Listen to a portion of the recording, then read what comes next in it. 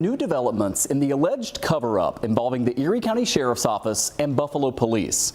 We've reported how the sheriff's chief of narcotics, DJ Granville, is accused of being impaired when he crashed into 7 parked cars on Buffalo's west side late at night a year ago. Taxpayers paid for the damage, he caused. Well, now Chief Granville is trying to get his police union to pay part of his legal expenses. Investigative Post reporting that members of the union voted to provide $25,000 toward paying Granville's attorneys, but this was only after he and his supporters took advantage of a lightly attended meeting on Tuesday of last week. An anonymous union member telling Investigative Post, quote, "This was an attempted hostile takeover of our PBA's democratic process by DJ Granville and a small group of his supporters." Jeff Kelly is associate editor at Investigative Post and has been covering the Granville story since the very beginning, since you broke it. This is really fascinating because I think I've heard from so many taxpayers who are upset that, they got, on the hook for paying for the damage.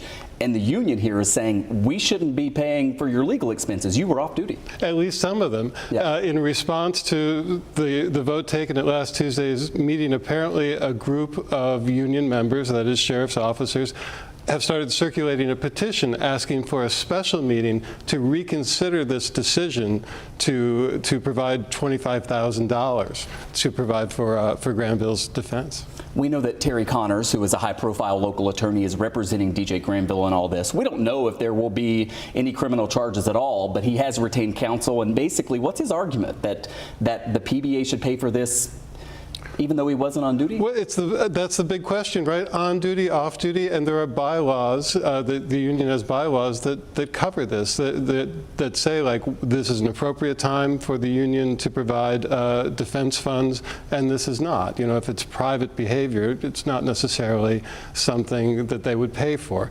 That's why they want to have a second meeting to make sure that they are not on the hook for this if they shouldn't be. Because basically the rules here are you have to have so many members present to have a quorum.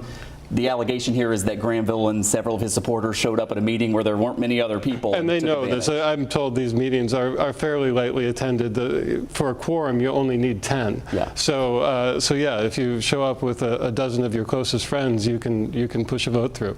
So in terms of what happens next, you said they're circulating a petition. They hope to have another meeting soon, and that would essentially overrule what happened at the last one? Whenever this petition is certified by the union's attorney, within 5 days of that, the special meeting is meant to occur. So it could happen in the next week or two.